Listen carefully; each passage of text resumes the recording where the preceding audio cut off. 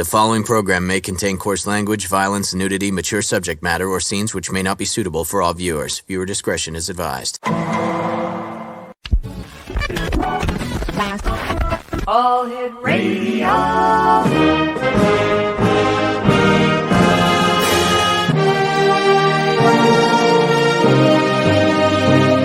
Welcome to the X Zone, a place where fact is fiction and fiction is reality. Now, here's your host, Rob McConnell. And welcome back, everyone. This is the X Zone. I am Rob McConnell. We're coming to you from our broadcast center and studios in St. Catharines, Ontario, Canada. If you'd like to send me an email, xzone@xzoneradiotv.com. On all social media sites, X Zone Radio TV. And we're coming to you tonight around the world on the Talkstar Radio Network, Mutual Broadcast Network, X Zone Broadcast Network, and on Simul TV, Channel 32. UFOs are still big in the news today. President Biden addressed the nation, and basically he said, sorry, gang, it's not an alien invasion. We know that the first balloon we shot down was definitely Chinese surveillance. The other three, well, he really doesn't know now, does he? Some people believe it's corporate. Some people believe it's private. Some people believe it's a prank that was perpetrated. I don't buy that one. And so we're still trying to figure out what's going on.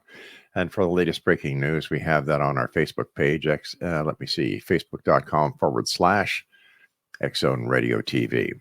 So we thought we'd invite somebody that we've had on the show many times. He's a good friend of the X Zone. Preston Dennett is his name, and he is the author of many books. He's got a new book out. Let me see, Not From Here, Volume 4, and another book that is called Symmetry. You can visit him online at PrestonDennett.weebly.com, and all of his books are available on Amazon. So joining me now is Preston Dennett. And Preston, welcome back to the X Zone. Thanks, Rob. Thanks for having me on. Hey, Preston, what do you make about all these balloons that are up there? The president went on the air today and basically says, all right, what I said during the opening of the show, basically, yeah, we know one was a Chinese balloon. The other three, we don't know what they are. What do you think they were? I don't think they're UFOs. I really don't. I think there's a number of reasons why we can discount the UFO explanation. The main one being they don't show what UFO researchers call the observables. Instant acceleration, turning at right angles, these sort of things. According to the reports, they're just floating along with the breeze. Yeah. So that's one main reason. Another is I think they're very difficult to shoot down. We certainly haven't heard anything like this for 80 years since the Roswell crash. We're not getting the press release that we got with Roswell. But yeah, I mean, shooting a missile at a UFO and bringing it down is not likely. These things can move much faster than missiles. We know this. I mean, they outdistance our fastest aircraft. And there's just so many reasons why they're not UFOs. 4, 5, and 2 weeks now? Yeah, 4 and 2 weeks, yeah. That doesn't make a whole lot of logical sense. UFOs have been around for a very long time. Certainly since the modern age of UFOs, it's ramped up. Mm-hmm. We haven't heard anything like this for 80 years. Why now? Yeah, good question. Preston, does the fact that this was a balloon, does this reopen the case for Roswell not being a UFO crash, but in fact Mogul or another type of surveillance balloon? I don't think so. That's the Air Force's debunking explanation, which is pretty easily debunked itself, especially when they started saying, well, those were dummies there, which they weren't using until I believe it was 1951 or 52. So yeah, I mean, it's interesting that they're calling them balloons. I think the real news here is why they are waffling on not identifying these as, Chinese or Russian or what have you. North Korean even. Right. And leaving the extraterrestrial explanation open. That, I think, is where the real news story is. Why now? Why are they saying that? Why aren't they calling them UAPs? Right. Agreed to call them. So where does the UFO community stand these days? Have there been any more landings? Have there been any more sightings? Have there been any more alien abductions? Oh, yeah. Yeah, this is a pretty steady phenomenon. I'm talking to people who've had recent encounters, sightings. I think the most recent involving an entity was just a few months ago. A guy up in England who I'm in touch with has had lifelong encounters, and he recently had a gray come into his room. So, yeah, it's still going on. It takes a while, I think, for people to report these cases, so sometimes we don't hear about them instantly. But yeah, I know people who are having encounters. Why is it that some people have these encounters and other people don't? $1 million question, isn't it? I think one is that there's a lot more encounters happening than people realize. A lot of people aren't talking, but we do know it follows families. So that is probably one reason. I really looked into this because it's curious to me why some people and not others. Yeah. My files are really evenly divided between men and women. I looked into blood type. It's not, Rh negative. It's people of all ancestries. It's all over the world. Young people, people who are quite elderly. I did find a few loose patterns. One is definitely, it does follow families. It's generational, particularly onboard encounters and close encounters. Often there are people who have encounters who are, and this seems kind of obvious, but they're outside late at night. They're driving along a highway in a remote area. So we have a lot of those truck drivers, police officers, night watchmen, people who are on the roads late at night. But I did find one pattern which I found quite interesting. I found that when I was investigating cases of people who've been taken on board and healed, which is a fairly consistent feature of an onboard experience. And it occurred to me when I was interviewing a lady in Norway who had no history of encounters in her family, nothing in her childhood, because that's a pattern, and asked her what her job was. And she says, well, I'm retired actually, but I'm very active in my community right now with animal rights and human rights. And that rang a bell for me because I just interviewed another gentleman who is fighting against racism and does social work. And he had a healing encounter. I started thinking about all my other files. I'm like, well, Betty and Barney Hill. Wasn't Betty Hill a social worker? And I thought of John Hunter Gray. And I found that a lot of my cases involve people who are doing good work. They're doctors, they're teachers, police officers, artists, musicians, inventors, social workers, animal rights activists, environmentalists. It's a loose pattern. Yeah. But it's a pattern. Yeah, it absolutely is. And what kind of healings did these people report to you that they'd had aboard the ships? Oh, wow. I've documented quite a few of these, over 300 different types of cases. And My God. This is a consistent feature. Really, any major UFO researcher will tell you this, no matter how they feel about the motive. They admit these do happen. David Jacobs, Bud Hopkins, John Mack, Barbara Lamb, Yvonne Smith. I could go on, Philip Mantle, Edith Fiore. But it crosses the board as to what they heal. Little conditions like stomach aches or back aches, kidney stones, injuries of all kinds, certainly broken bones, cuts, colds, flus, got several cases. I have about 20 cases of people who were healed of vision problems, nearsightedness, farsightedness, myopia, night blindness, glaucoma. My goodness.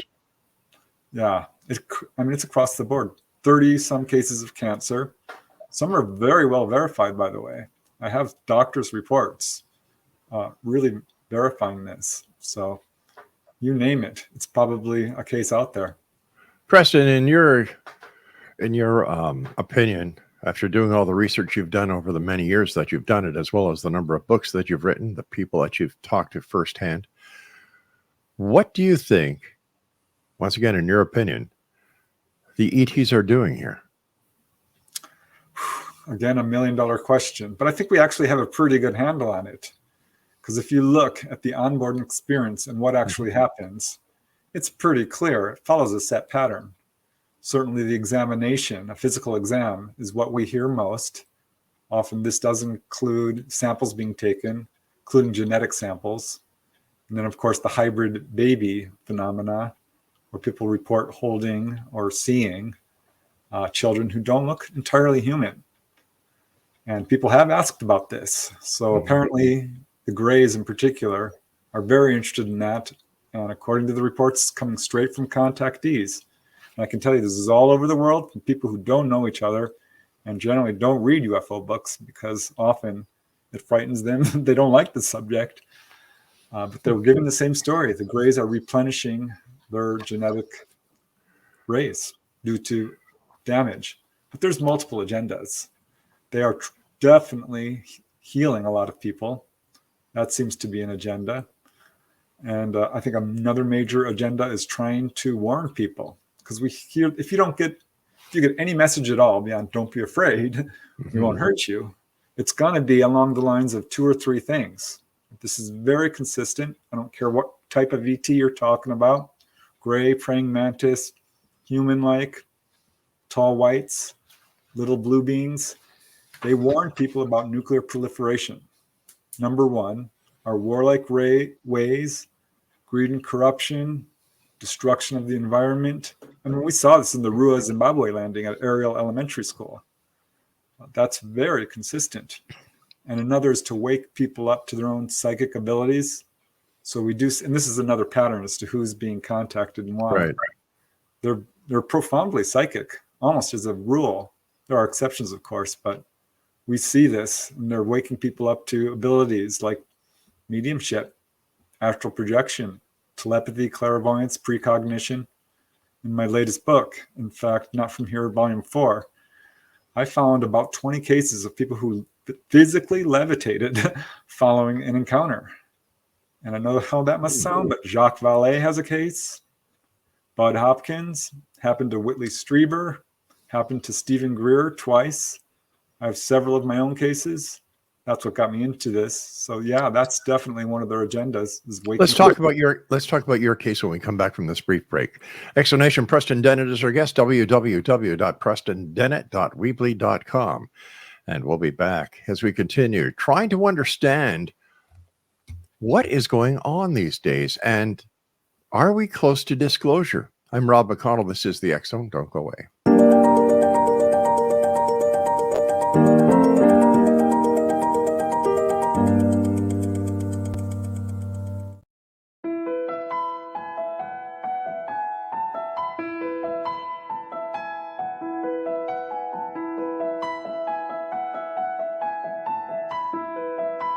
From the Canada-US border in the southern region of Niagara, traveling north in Ontario's Golden Horseshoe, then east and west of the Greater Toronto Area, there is growing awareness and excitement as more and more people are starting their day with Beautiful Mind coffee, the delicious healthy coffee that your brain will love.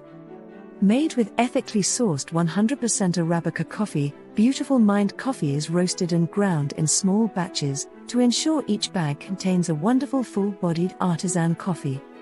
Scientifically formulated, Beautiful Mind coffee is the only coffee blend that contains 3 herbal ingredients found to aid in boosting your daily mental clarity and focus. Maca root powder, green tea extract, and American ginseng have been selected for their ability to support good brain health. Taking care of your brain's health now can help delay or prevent the onset of cognitive dysfunction, including dementia, Alzheimer's, and more general memory loss as you get older, just by enjoying the delicious flavor of our roasted coffee and herbal ingredients found exclusively in Beautiful Mind coffee.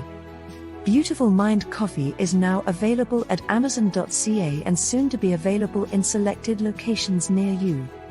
In Hamilton, Ontario, Beautiful Mind coffee is now available at Live Long Wellness Clinic, located at 189 Hewson Street South.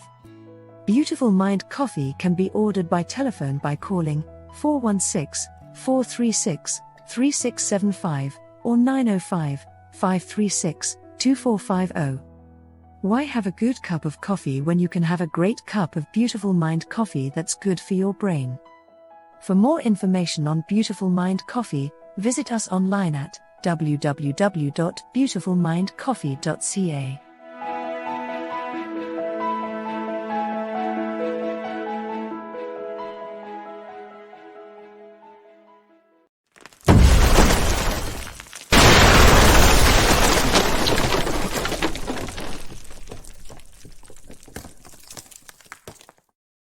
Preston Dennett is my guest. Preston, what was it that got you interested in doing the work that you're doing, writing the books, doing tons of research on the UFO phenomenon? Yeah, I remember it vividly. I came into this field as a complete skeptic, really hated the subject, just didn't believe. Mm-hmm. Very kind of scientifically minded materialist, still kind of am, but heard a report on the news about a very famous sighting. It's well known in the community. It occurred on November 17, 1986, I believe. A Japanese commercial airliner sighted 2 UFOs over Alaska. It was on their radar. It tracked their plane for some time. And this was really tongue-in-cheek on the news. But it interested me enough to start asking my friends, my family, my coworkers, because I remembered my older brother, Mark, had run into the house some years earlier saying he'd seen a UFO. Mm-hmm. I didn't believe him. But now I went up to him and he described this really incredible sighting. He basically chased a UFO down the street, down Reseda Boulevard in Southern California. And he had witnesses with him, which surprised me. I kind of thought people who saw UFOs were alone. But I ended up calling both his friends who were there, and they all described the same thing. Metallic craft, a dome on top, colored lights, saucer-shaped. And found out that I had 2 sister-in-laws who had had sightings, including actually seeing grays. I had a friend who had missing time, several friends who had seen UFOs, and I brought it up at work. That was a mistake because they went crazy. They're like, oh yeah, one chased me home from the library. Another lady, she and her whole family had a sighting, and her daughter ended up being visited by grays. So yeah, it hit home for me, literally. With so many sightings that are being reported around the world, why doesn't the world take it seriously? Yeah, well, I think there's a number of reasons for this. The main one being there's been a concerted campaign by our own governments for a very long time, involving a lot of money, a lot of time, a lot of effort to make UFO witnesses look ridiculous, to debunk this subject. Project Blue Book, their main aim really was not to investigate, but to make sure that anyone who thought they saw a UFO was either hoaxing, hallucinating, or misperceiving. That was their go-to. Why would they want that? Why would the government want to do that? Wouldn't they want to say, listen, we know it's there, we're investigating it, and these are our findings to date? You would think. I mean, that's what I thought, and I don't fully understand it to this day. I think part of the reason might be because we actually do have these craft, these technology. Roswell is not the only case of a UFO crash. And if this is true, and we have this healing technology, say, or free energy type technology, well, that's going to have a huge effect on the oil company industry, wouldn't it? Which makes billions of profits, not to mention the pharmaceutical industry, also worth billions. So in a way, I think it comes down to money, power, and control. It doesn't make sense to me. I think it would be more benefit in a lot of ways, certainly to humanity at large, to be truthful about this, truthful and transparent. But the fact is they're not. It's demonstrable. There is a cover-up. If this cover-up has been perpetrated over years, Preston, why do certain members of the UFO community really believe that disclosure is right around the corner? Because if disclosure was to happen, wouldn't what the government has been trying to conceal and perpetrate all these years, wouldn't that just explode up in their faces? Yeah, I think it's a little bit of naivety, a little bit of idealism. Wishful thinking? And a little bit of inevitability, because it is a very difficult subject to hide. You can't hide the sky with millions of people having encounters. The cover-up's been a disastrous failure. Most people believe in UFOs. Yeah. But how can we say it's been a disastrous failure when the majority of the population do not believe? It's the minority of the population that believes. If it was a disaster by the government or the powers to be to cover this up, wouldn't the numbers be skewed in the opposite direction? They're getting there. It's very close. It's about 50-50, Rob. I think if you actually look at it, recent polls are showing more people do believe than don't. No disrespect, Preston, but polls can be skewed to Yeah. any variable that the pollster wants it to skew. So I don't give a lot of credit or put any validity into a lot of these different polls. I understand that there are professional pollsters out there who do an unbiased report, but I haven't seen one yet when it comes to UFOs, ghosts, Bigfoot. It seems that whatever is considered the fringe stays the fringe. Nothing comes mainstream. I think the closest I've ever seen to anything coming mainstream is what we've seen over the last 4 weeks. Yeah, this is how dastardly, I think, and effective this campaign to debunk and this phenomena has been. And that's, I think, is probably the most important takeaway from all these recent congressional hearings, 60 Minutes actually tackling this subject and interviewing pilots and these new so-called government organizations who are studying this, is that it is introducing a lot of people to the idea of UFOs visiting our planet, because the evidence is there. I mean, it really is. It's not just eyewitness testimonies. There's radar reports, there's landing trace cases, there's all kinds of medical evidence. I agree. I agree with the radar reports. I agree with the landing traces. But there's nothing that actually proves that the landing traces or the UFO tracks were done by an extraterrestrial vehicle. Yeah, proof and evidence are two different things, for sure. And if someone is, I mean, there's no doubt some of this is very hard to explain as anything else. But we can't completely discount it because we don't have the baseline of the craft. Right. I mean, we probably do, but the very best evidence, crash retrieval hardware, relies solely on eyewitness testimony. So you can't really use that. That is hearsay. And yet I remember having you on the show a couple of years ago, or maybe it was last year, and you were telling me about these school children who had an encounter. And you have all these children. How can they all be wrong? How can they all be perpetrating a lie at that age? Precisely. I ended up writing a whole book about this, schoolyard UFO encounters, because the Rua, Zimbabwe case, the Ariel Elementary School, is a good example. There's like 200 kids on the playground. Now, that was in Africa, right? Right. Yeah. And those were just solely kids. But there's the Westall High School case in Melbourne, Australia, 1966. Some 300 students and teachers. Crestview Elementary School, 1 year to the day, 1967, after Westall High School. Same darn thing. These craft landed next to the school. This is a thing. There are cases stretching all the way back to at least 1950, all the way pretty much to the present day. And yeah, lots of witnesses. These are daylight sightings, by the way, very low level. And in 1/3 of the cases, these objects are landing next to the schools. Let me ask you, any pictures? Yes.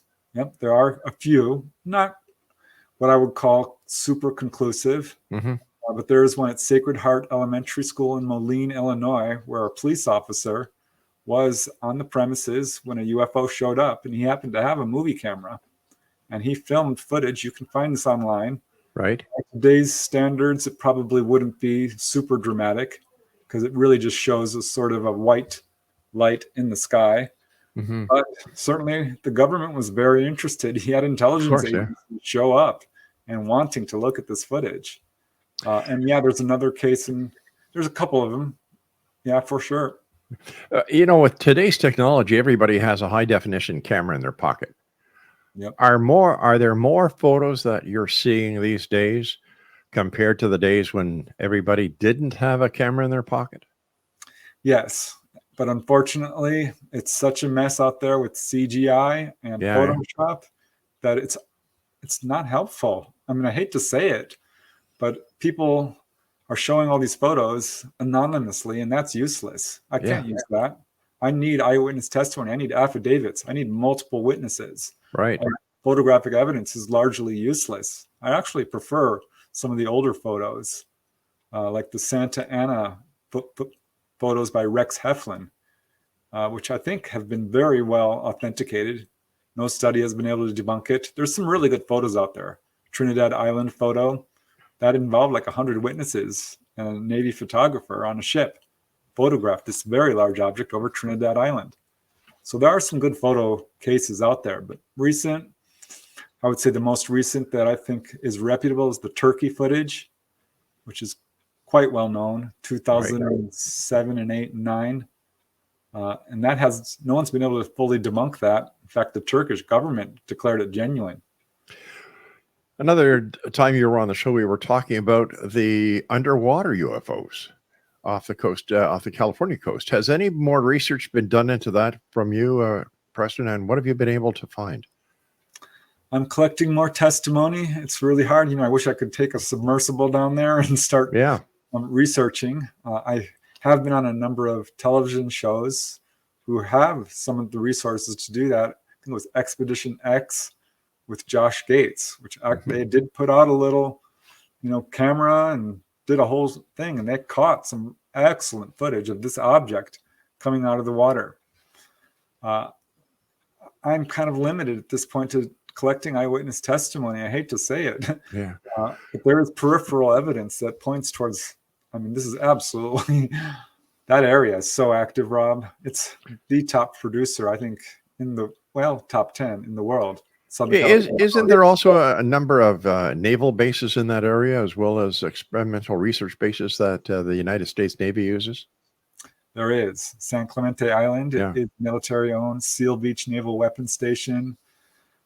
There's also a naval base right at the north end of it. LAX is right there. Mm-hmm. Absolutely. Pretty darn sure that this activity, some of it's probably military. It has to be given that there's so much there, but definitely not all of it, because I've talked to some of these Navy guys, and they themselves are baffled. And this activity goes back to the 1920s.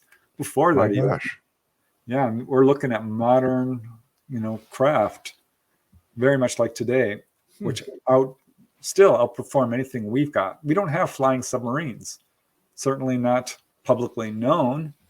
And these things are coming in and out of the water, and moving underwater, by the way, as quickly as people report them in the sky. Wow. So we have no submarine that can move at, more than 100 miles per hour. And these things are moving at several hundred, if not thousands. Unreal. Preston, stand by. We've got to take another break. Exonation. Preston Dennett is our guest. www.prestondennett.weebly.com. And all of his books are available on Amazon.com. This is the X Zone. I'm Rob McConnell. Preston and I return after this short break. Don't go away.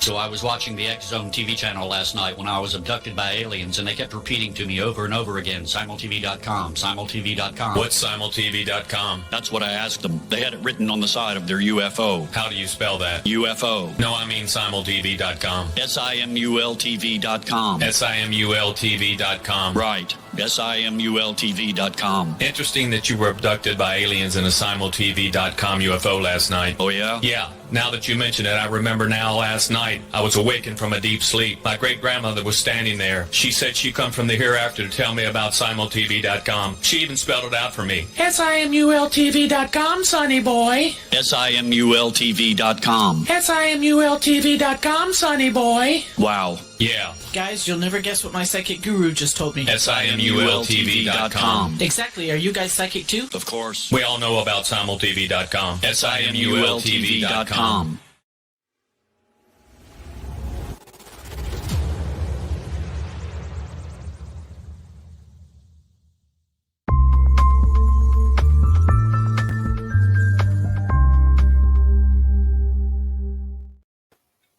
UFOs are the topic of the hour here on the X Zone. Our special guest is Preston Dennett, www.prestondennett.weebly.com. Preston, let's talk about your book, Not From Here, Volume 4. Yeah, I'm really excited about it. This is, of course, the fourth in a series. I've been exploring the lesser known outlying types of UFO cases, ones that don't really fit the standard model of contact, ones that show unusual or perhaps unexplored patterns, cases that a lot of researchers have not really looked into because they're somewhat controversial. So I have chapters on various cases, like UFO car lift cases. That's one of them. These are cases where cars are lifted up in the sky and carried along the road for a while and set back down. And I got into that when I got my own case and was riding UFOs over in Nevada and ran into 3 cases in a row. So bizarre. These are cases where the car is lifted up, carried for anywhere from a few hundred feet to a half mile, full mile, in one case 6 miles, and then set back down. It's a very strange type of UFO behavior. I mean, I'm sure you know, UFOs do have a sort of penchant for chasing cars down the road. But here they're lifting them up. I mean, this is a whole new level of in-your-face activity. It's very brazen. And I think that's sort of the motive behind it. They're really, I don't know if these are teenage ETs joyriding or what's going on here, but it's clearly an intentional sort of behavior. Any connection between who's driving the car? Do these people know each other? Are they nothing whatsoever, right? No, not that I could find. There's sometimes 4 people in the car, sometimes 2, sometimes 1. All different types of cars, you know, a Monte Carlo, a Toyota. Wow. I did look into all of these. A few cases involving trucks, a U-Haul truck, a big rig as well. One gentleman was driving a big rig, saw a UFO. It came zooming down towards him. He jumped back in his truck to sort of get away, and his truck wasn't moving. And that's when he looked out the window and saw that he was 6 feet in the air. Oh, my Lord. Yeah. Are there any changes or any advances that have been made since the older cases of Betty and Barney Hill, Travis Walton, the Roswell crash, or has everything stayed the same? That's a good question, Rob. I don't know if I've ever been asked that. But now that you ask it, it's not advanced nearly as much as I would hope. I think we do have some greater understanding of the agenda. And certainly we've collected more and more evidence in terms of like the landing traces and the radar returns. Angel hair, that's an interesting aspect that doesn't get a lot of attention. I did cover that in one of my Not From Here volumes. That's sort of a cotton candy, spiderweb-like substance that, as near as we can tell, is a byproduct of the plasma fields surrounding these craft. There has been advances in studying that in a laboratory setting, but it's still not the smoking gun. I would say the area that really has advanced most is implant removal cases. So we do see some real good science there. Now, implant removal, that was the forte of Dr. Roger Lear, and Daryl Sims was working with them way back then. So who's carrying the scalpel now that Roger Lear is gone? Nobody, as far as I know. Not really. Yeah, it's distressing because this is a real good forefront. I mean, there's the potential for real science. There is excellent. And we're not seeing that, not as far as I know, not in public circles. I suspect it is going on within behind closed doors. So yeah, it's quite a shame because I do have people who report implants to me. I mean, I had a lady in Indiana who took her son to the dentist and they found something under his tooth. She sent me the x-rays, several of them. And the dentist diagnosed it as a foreign body. And so she gave me the x-rays and I sent them off to an emergency physician and a general practitioner. And they both said the same thing. Whatever this is, it's not natural. It's perfectly round. It's metallic. It's a tooth, which is asymptomatic. The tooth is fine. There's no entry wound. There's no way to determine what this is. But asking the witness, the teenage boy who has this, he does have a history of UFO encounters. And I tracked this case as it occurred. They had grays, after they contacted me, they started having real without encounters. So it's a good case involving photographic evidence at the very least, or x-rays, I should say, of an encounter. Are cattle mutilations still happening? I'm not a cattle mutilation researcher. Okay. I did really look into it when I wrote UFOs over Colorado and New Mexico. Mm-hmm. Those are the two hardest hit states. But that was some years ago. I believe they are. I'll have to look into that, Rob. I haven't heard any recent cases, but I do know a few people who watch over that carefully. I used to subscribe to the UFO news clipping service. Right. They forward everything, and I was able to keep up. But that dried up with the digital age. So I'm not sure I can answer that question. All right, Preston, we've got to take our final break. Please stand by. And X-Zone Nation, fascinating gentleman. He's got some great books. Do yourself a favor. Check him out on Amazon.com and visit his website, PrestonDennett.weebly.com. This is the X-Zone. I am Rob McConnell. We wrap up this hour on the other side of the short break, so don't go away.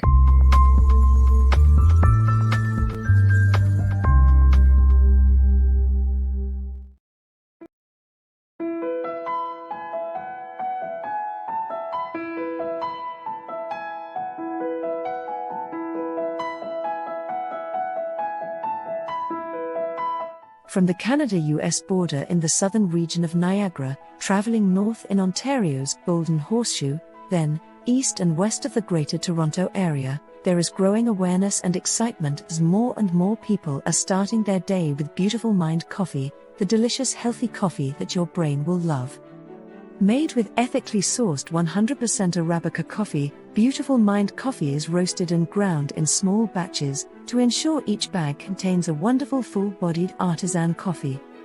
Scientifically formulated, Beautiful Mind coffee is the only coffee blend that contains 3 herbal ingredients found to aid in boosting your daily mental clarity and focus. Maca root powder, green tea extract, and American ginseng have been selected for their ability to support good brain health. Taking care of your brain's health now can help delay or prevent the onset of cognitive dysfunction, including dementia, Alzheimer's, and more general memory loss as you get older just by enjoying the delicious flavor of our roasted coffee and herbal ingredients found exclusively in Beautiful Mind coffee. Beautiful Mind coffee is now available at Amazon.ca and soon to be available in selected locations near you. In Hamilton, Ontario, Beautiful Mind coffee is now available at Livelong Wellness Clinic, located at 189 Hewson Street South. Beautiful Mind coffee can be ordered by telephone by calling 416-436-3675 or 905-536-2450. Why have a good cup of coffee when you can have a great cup of Beautiful Mind coffee that's good for your brain? For more information on Beautiful Mind coffee, visit us online at www.beautifulmindcoffee.ca.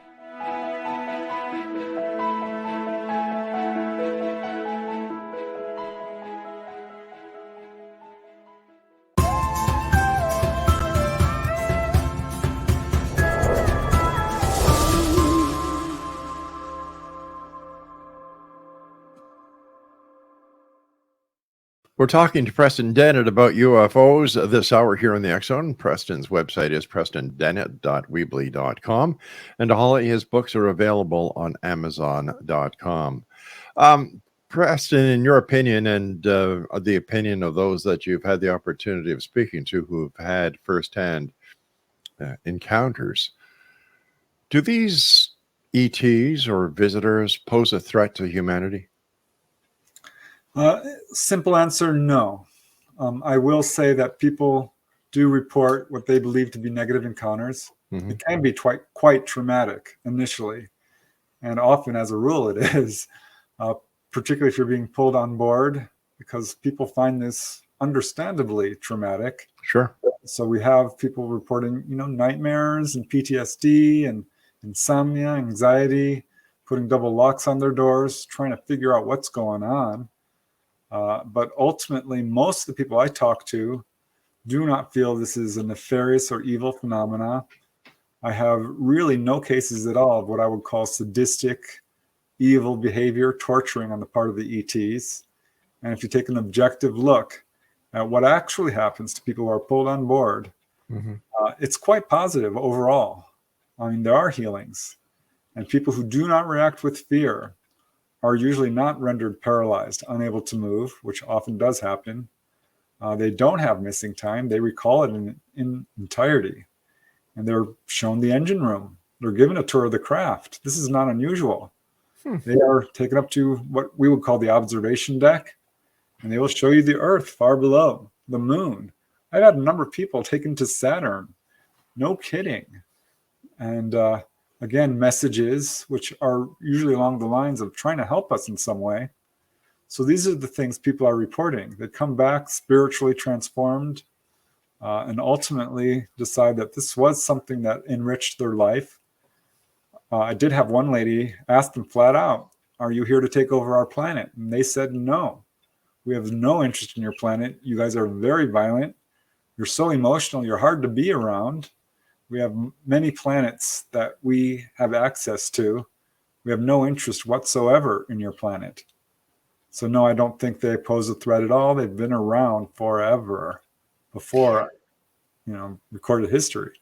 Are the ETs of today the angels and religious figures of days gone by? Some. I think definitely there's been some conflating there.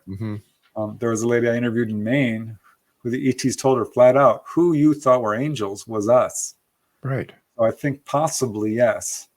But I have to say, I've researched a lot of the paranormal because it does bleed through a little bit in terms of poltergeist activity and paranormal phenomena. That, of course, includes angels and demons and multiple personalities and all of that. And I think the literature on angels is pretty compelling. I think there is some veracity there, some truth to some of the angel accounts. So I don't want to say all of them are ETs, but I think certainly some, yes.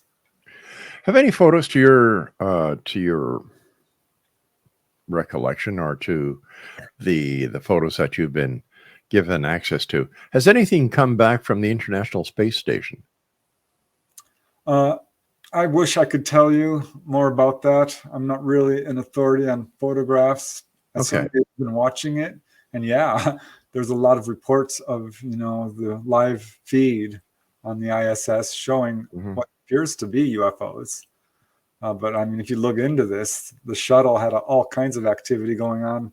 There was one particular mission which looked like the smoking gun, but turned out that they called it frozen balls of urine, not spaceships. It's very hard to say what's going on up there. I wish I could had better information for you on that, but I really don't. So instead of a UFO, they were UOs. Yeah. It's, photographs are, again, a tough deal in this field. They really are. With talk about reversed engineering from the different crash scenes, how come we're still using the rocket propulsion systems that we do, instead of using some of the propulsion systems that these craft came to this planet with? Yeah, well, based on the whistleblower accounts, we are in fact using them. The TR-3B would be what I would point to.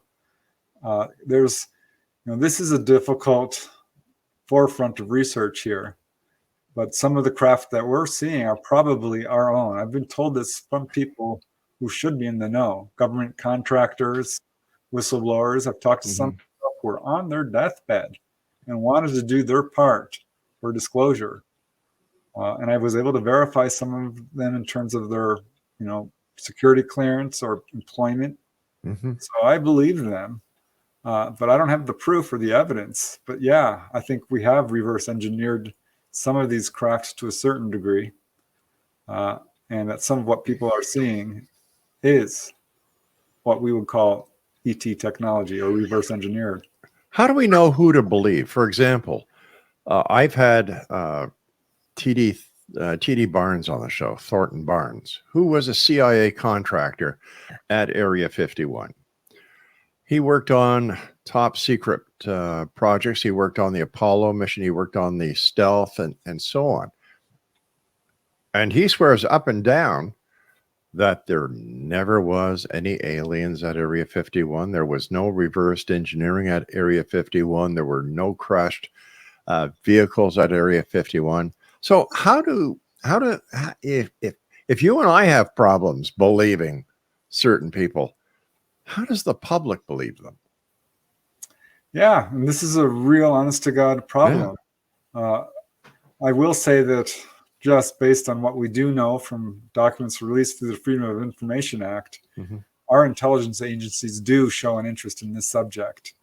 And I don't trust a lot of people within government, CIA, FBI, NSA, because their handling of this has been so full of disinformation and misinformation and lies and excuses and obfuscations. And so it's difficult. I think what we do know is that with the huge number of people coming out of the woodwork who are whistleblowers in some capacity, these stories start to line up. They show a consistency in their details.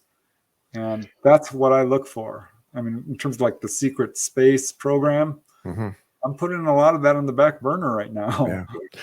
All right. So let me ask you, we started the show talking about the government and the cover up and the misinformation in order to suppress the topic. How then can we trust anything that is acquired through the Freedom of Information Act as being legitimate? I think because these are documents which are verified, often there was a long, struggle to get a hold of them. This was not something our governments did willingly at all. I don't think they're willingly disclosing right now.